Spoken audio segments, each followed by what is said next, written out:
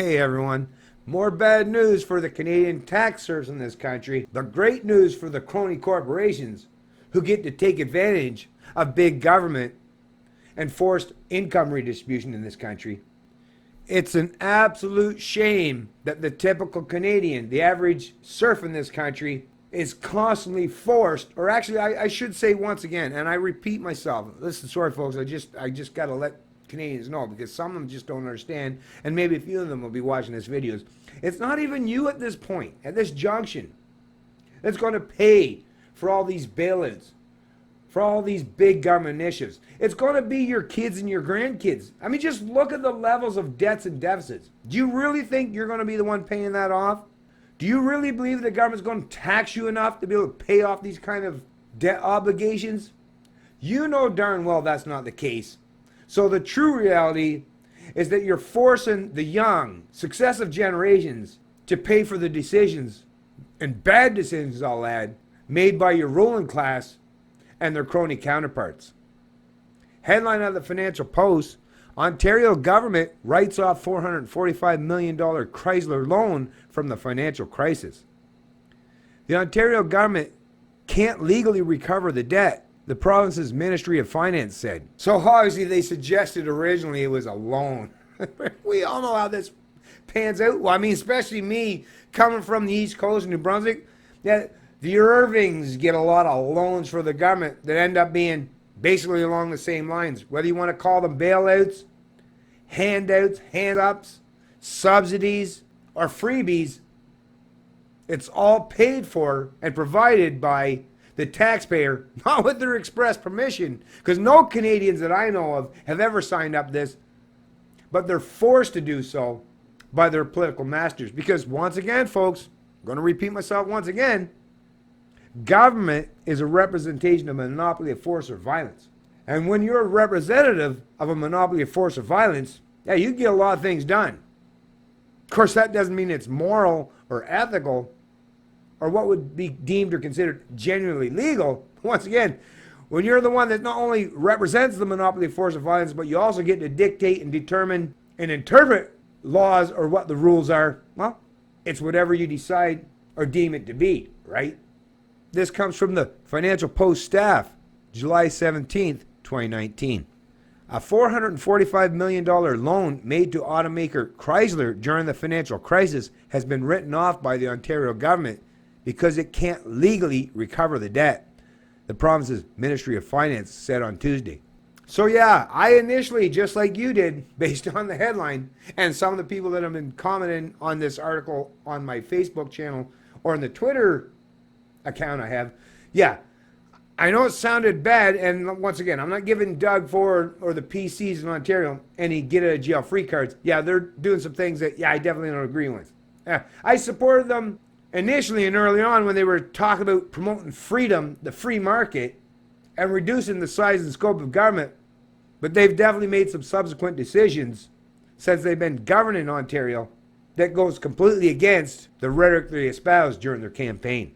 But in this particular example, no, it's not Doug Ford himself or that PC government that's making this ultimate decision based on their own preference. This decision is coming as a result of what the federal Liberals have done prior to that.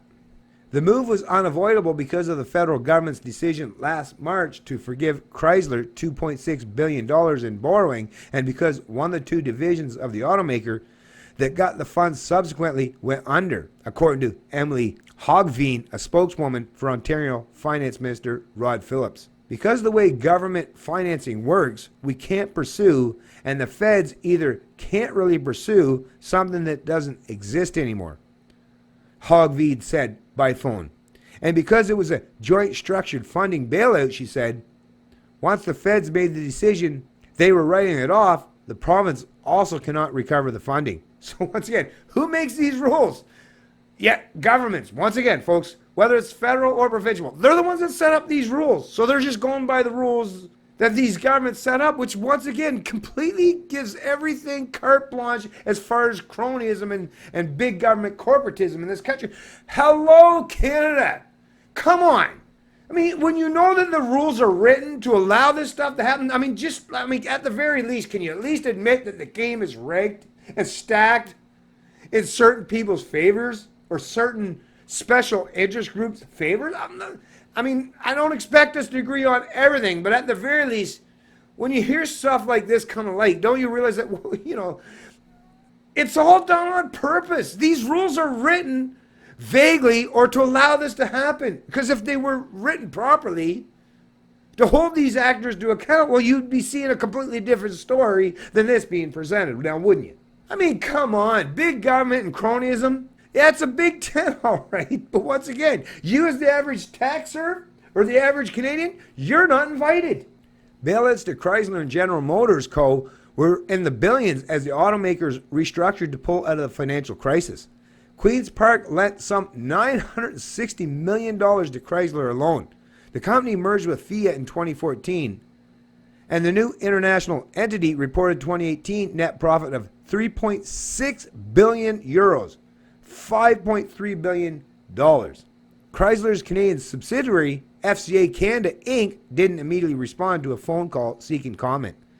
The write-off was part of an Ontario government order in council determining that a total of more than $600 million in debts were uncollectible, including student loan write-offs and personal and corporate bankruptcies. The procedure followed the Auditor General best practices and won't impact the government's fiscal plan because the amount had already been accounted for, Hogveen said. So once again, folks, like I say, this stuff, no matter what you do, no matter what you say, even myself, even this video, I put this stuff out there, but is it really going to mean a whole lot? I don't think so. I try. I do my best. But at the end of the day, once again, look at what we're up against. People that can write rules in their favor. Or their crony corporate counterparts that lobby government to write the rules in their favor. Once again, we're in a rigged game, folks. And to pretend or suggest otherwise is to really just put the blinders on and pretend that you live in some utopian world that doesn't actually exist. And if you want to do that, I get it. It sounds good in theory, and it at least gets you out of the doldrums and having to recognize that reality that actually surrounds you. But hey, you do kind of have to live there, right?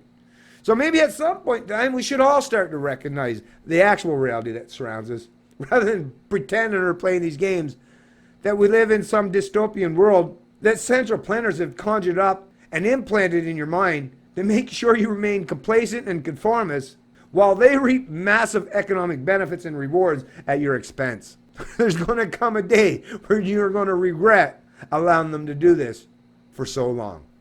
It's Canadian Libertarian, and I love liberty.